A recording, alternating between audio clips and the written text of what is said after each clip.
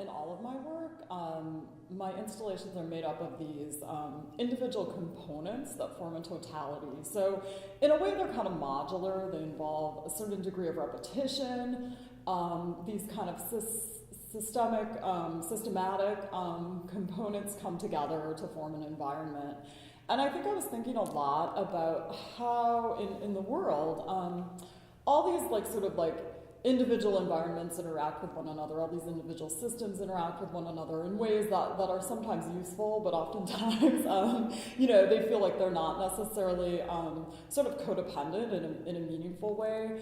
And so I was thinking about the idea of an environment that seems at first maybe harmonious or as if it has like a sense of order, but that ultimately is not like sort of a good system, but rather a system that's sort of on the brink of collapse, or an environment that's on the brink of collapse. So kind of like I guess in a way, like the work is really bright and cheerful, but it has sort of like a sinister undertone for me.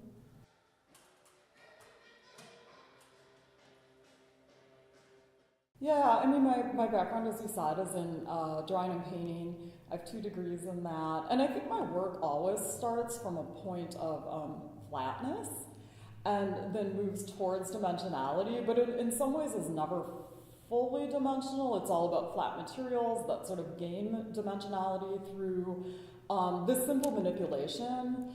And so it's kind of like I'm creating the artifice of a really dimensional environment and a really elaborate, dimensional environment.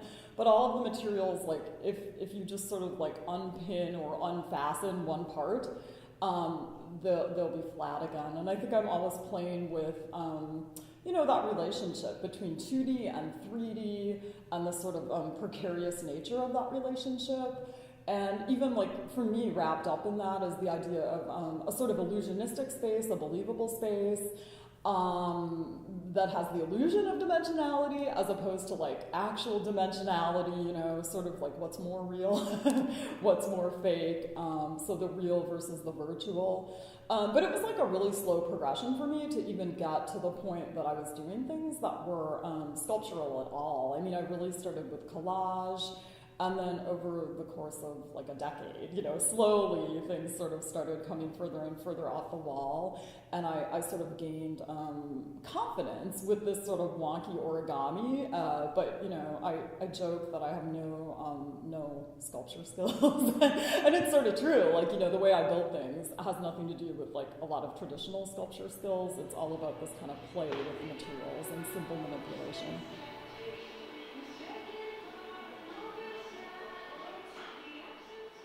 I'm very motivated by materials, and a lot of times I do think I work like a painter in the way that I kind of edit and go back and forth between like additive and subtractive processes. So like if I think about the way, I was a bad painter when I tried to be a painter, but when I think about the way I would approach like a canvas, like sometimes like I would start with like an underpainting, then I would paint over it, and maybe like 1% of that existing underpainting would kind of show through, and then maybe I'd try and layer over that, then I'd bring it back, and there's this kind of back and forth. And even though I think there's a lot of planning in my process, I think that ability to kind of see it as very malleable is part of my approach. I mean, some people would just say like I'm a poor planner, but I actually think there is a lot of planning, and that there's this kind of spontaneity in the decision making that I think does have to do with my background as a painter, like I sort of see it as something that's really malleable, like maybe I'll start one place and then maybe I'll end up like a completely different place, but a little bit of that starting point will show through. So I mean, I think that to me, it always comes out of like this place of being willing to improvise, even if I start with a plan, and whether I start with flatness or dimensionality, like I'm interested in like how far I can push these simple materials, like what will they do, what do they naturally do, but also like what's their sort of like breaking point in terms of being manipulated. I mean, hopefully they don't become like an actual calamity and collapse, but I'm also always interested in like what really simple materials can do, how they can become dimensional. Well, this is kind of my ideal space. Like I really like a white cube. Even though I make site-specific work, and I always say like, oh, I want this really crazy environment. Like I think my ideal is like a white cube. So because I like to have control, you know, of it. Like I like to be able to like really control it. And I feel like sometimes that's hard to do if there's like a really crazy competing architectural feature like in the middle of the space. So I really like this space, and I think the thing I was most curious about how it would play out, or that was like a big concern to me, was like just the negative space and how like the viewer would move through the negative space, because I felt like the space has a good volume, it has high ceilings, it's big, but it's not like 3 football fields big. And so I think just as much as like the footprint of the work in terms of it being sculptural and where it like sort of goes, like I really think about the viewer and how they move through the work and like what their space is to get, how I control their movement, how they can get back from certain interludes, how they can maybe become immersed in other portions of it. And so I think like I wanted, when I approached this space, I don't know, there was something about the space that suggested that I could use restraint in certain ways that I feel like I don't always do that, you know. Sometimes like I'm really good at filling spaces, but I don't know, there's like a certain, I'm trying to think of the right word. I mean, the space is really crisp, you know, it's sort of like austere, like it has this kind of clean aesthetic, you know, and the negative space felt really good as I started to like sort of lay the work down. So there was definitely kind of an editing and a really deliberate effort to leave room for the viewer and to leave those moments that like are sort of a counterpoint, I guess, to the busier moments in the work.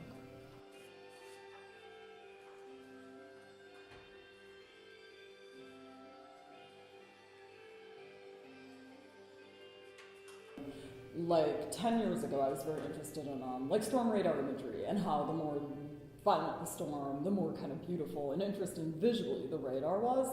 And I think now it probably comes into play more with ideas of perception and how forms can be perceived in different ways. And I think the work has really pushed towards something that is like more non-objective. So like the imagery, in a way I think that the imagery has become less specific, and the way that the form functions is like overall more specific. So for a while I was relying on like tracing a lot of like the filigrees of weapons, or like the storm radar. Like I would project it on the shape, and then I would kind of rely on the fact that the shape carried that content regardless of like what form it took. And I think now I'm really interested, like one of the primary forms, or you know, that repeats again and again in some way in this work, are these kind of conical forms or cone forms. And to me, they're sort of like all about something that can be like really menacing. They're also kind of funny, you know. So to me, they're like all of these different things, and they're nothing at the same time. And I think that's really interesting. I'm also really interested in just these kind of formal plays between like hard and soft materials, like hardware that's overkill for what it's fastening. So there's like a lot of metal, you know, there's a lot of nuts and bolts in this installation that are really completely unnecessary. Like there's an easier way to kind of put things together, you know. So those kind of tensions, even like sort of synthetic forms versus more organic forms, and how those things sort of play together.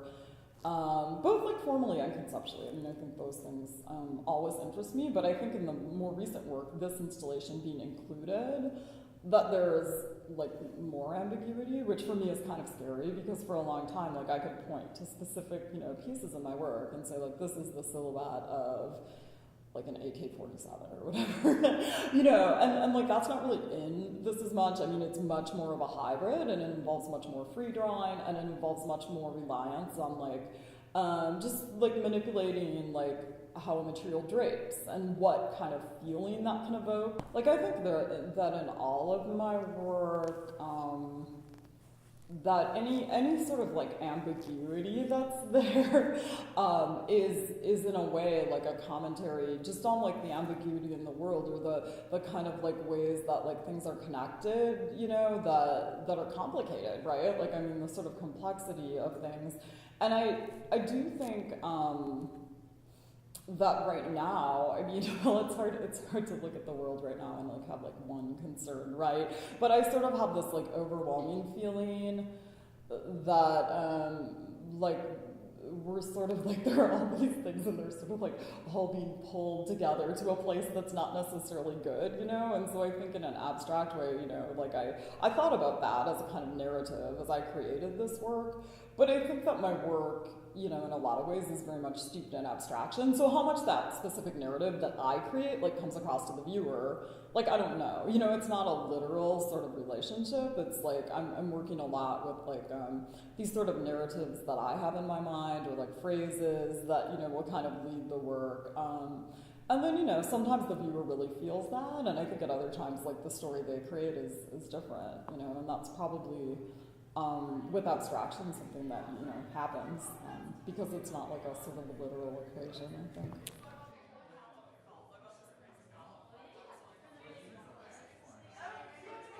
Well, I think it's great when the audience, like, moves through the work, into the work. You know, and I think people now, I mean, it really depends. Like, everyone has a different expectation when they come to a gallery, so I think some people expect to look at work, right? So they might stand here and just kind of be like, I don't know if I should go in this. But hopefully there's like room that the viewer, like even like a timid viewer or a viewer that doesn't have experience with art, like I hope that they feel comfortable that they could come kind of be like part of the environment. And I hope that as they move through the work, it reveals different things, and that they do move through the work, you know. So it's, for me, it's always like important to give the viewer opportunities to experience like different vantage points and different interludes of the work. And then also to like offer places they can't, I guess. Like there are places where I sort of block the viewer off, or like they can't go there. I mean, this kind of linear sequence I have at the front of the gallery on the painted wall, that's kind of like a firing squad, or, you know, I think they can walk behind that. I mean, there's like enough room for a viewer to like actually go under that row of PVC pipe and like sort of see the work through that. And I think that's like cool if they want to do that. Like I made it so they can do that, but I don't think everyone will do that, right? So I mean, I'm the happiest. I mean, I don't want people to like hang from it, you know. I mean, it's made to be walked through.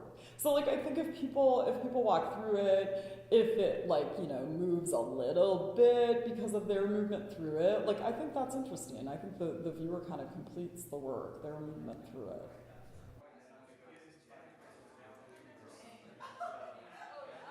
Well, there's a humor in my titles and a kind of futility, like in all my work, you know. That's about the state of the world. That's probably about the state of making, you know, where like no matter what you make, you think you should be making something that like addresses things even more, you know. But this is the work I make, and I think there's like, to me, there's always this sort of desire to control something that's chaotic, to make order out of something that's chaotic. I was thinking a lot about the word resist this year for maybe, you know, obvious reasons. I mean, you see it like online a lot. Like, what does that mean to resist? Like, is resistance, you know, like an act that looks a certain way? Like, if you have to put an abstract, you know, lens over that, like, what does that look like? So, you know, I've been thinking a lot about that in my head, and I think that's probably like where that word came from. You know, like I think in all my works, like there's that first, both the 2D and the sculptural works. I mean, I think there's that first take where people will say like, oh, it's pretty, or like I've had people call my work cute, you know, and I'm like, really? But you know, I think like behind that, like hopefully when people look further, they see precision, or they see order, or they see parts coming together to like work towards something, or maybe collapse as they're working towards something. And so to me that all becomes like kind of a metaphor for things I think about, you know, in real life. And I don't know that I think like a person would look at that and, you know, necessarily get all of that from looking at that, but those are all things that, you know, go through my mind, I guess, as I make the works. And I think the 2D works usually start from a place of, you know, greater like improvisation. Like I'm not worrying about like where to anchor things over my head, or, you know, so there's this kind of freedom to those works that all often sort of creates an energy that then hopefully can feed into the larger works. So they're not really diagrams or anything for the larger works, they're their own thing, but I always like love doing them because I just feel this sense of freedom and energy that I think is like hard to translate to a bigger work, but, you know, I'm always trying to do that.